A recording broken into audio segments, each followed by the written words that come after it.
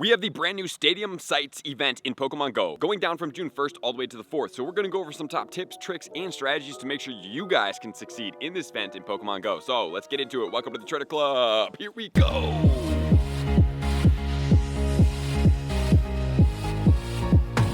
So from Saturday, June 1st at 10 a.m. all the way until June 4th, which is going to be a Tuesday at 8 p.m., we're going to have the Stadium Sites event. And the bonuses of this event are going to be 1.5x. I don't know why they're doing 1.5x and not just 2. Hatch Stardust as well as Hatch Candy. So if you guys do have 12-kilometer eggs, and you can, I'm speaking to myself right now, I have 12 of them in right now. I don't plan to play too much today, and I plan to hatch them tomorrow after 10 a.m. so I can realize all 12 of these eggs Stardust all at the exact same time with a star piece on at 1.5x. Is going to be big for me. I'm trying to get all the way to that extra 10 million, guys, so I can make a video where I max out 10 million Stardust worth of Pokemon in the game. I've already done 5. If you want to see that up here, you could check that out, but let me know in the comments below if there's any Pokemon in there that you think would be cool to see maxed out. There's also going to be spawns, eggs, research tasks, and the shiny Emolga is going to be making its way into Pokemon Go for the first time ever, guys. So we have a decent amount going on during this event, but we are going to start off with the top tips with the spawns in tip number 1.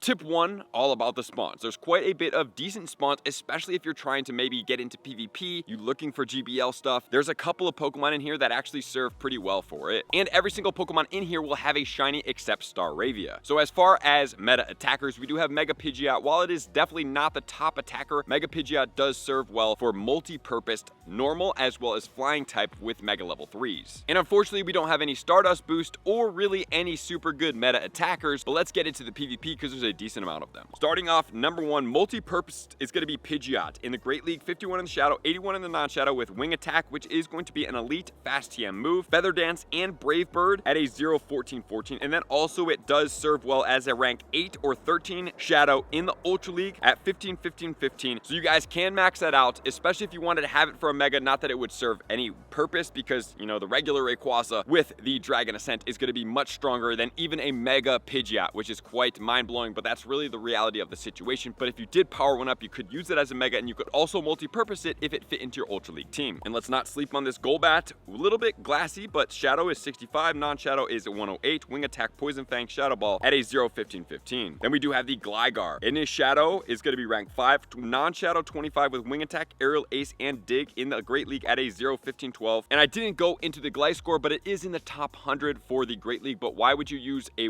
lesser Pokemon if you could just use the Gliscor? Wow, there's a really pretty butterfly right there.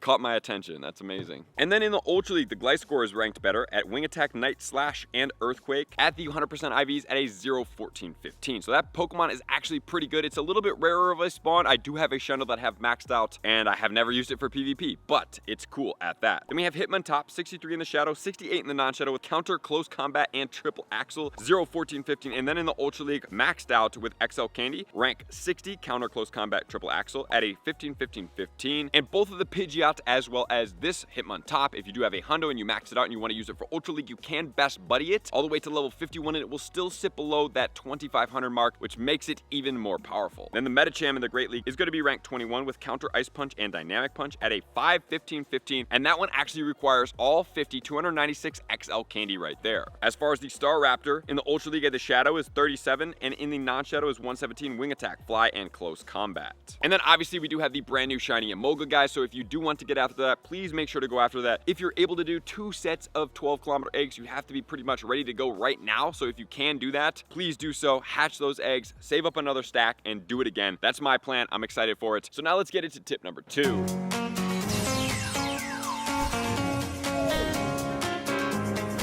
Tip number 2 is going to be about the egg hatching, which is 7-kilometer eggs. Do I suggest you guys hatch these? For me, my personal preference is no. There is some cool Pokemon. We do have the Galarian Farfetch'd. We also have ourselves the Riolu as well as the Emolga. Emolga is going to be the new shiny. The Riolu is rare. We've already had a hatch day for Riolu, so if you don't have that, maybe find somebody and trade it on Com Day. I'm sure somebody in your community has multiple of them. They hatched a ton on that hatch day. However, would I suggest going after the 7-kilometer eggs for this? Guys, honestly not. That's a lot of walking for these these 3 Pokemon, and probably they're not the only Pokemon in the pool as well. You can always open a gift and see what the pool is. You can scroll down to the bottom of the eggs and check it out once the event starts. But if you want to go for these, you can. It's just not my favorite use of time, energy, and Stardust coming from eggs. The 100% IV for the Galarian Farfetch will be 956. The Riolu will be 567. And the Emolga is going to be 933. So there you have it for the eggs, which then leads us to tip number 3.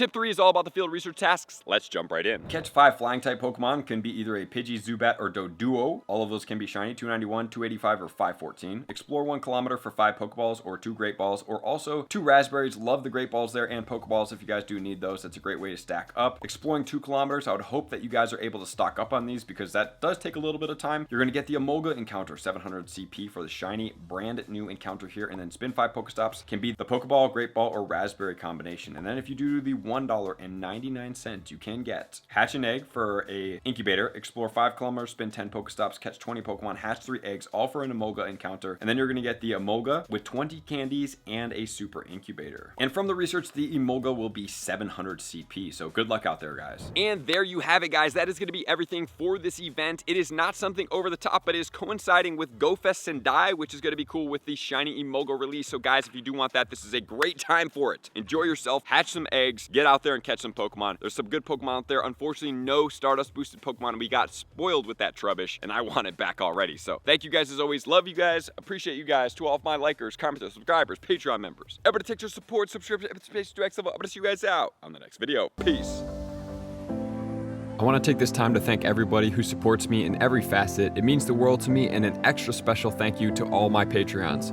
I greatly appreciate the extra support to continue to allow me to pursue Pokemon Go full time, allowing me to create my daily video uploads in the most timely fashion for everyone's benefit. Plus, I get the amazing experience of sharing my creative processes behind the scenes and raiding all around the globe with select upper tiers. Thank you everybody for being a part of the Trainer Club. You all mean the absolute world to me, and I will see you guys out on the next video.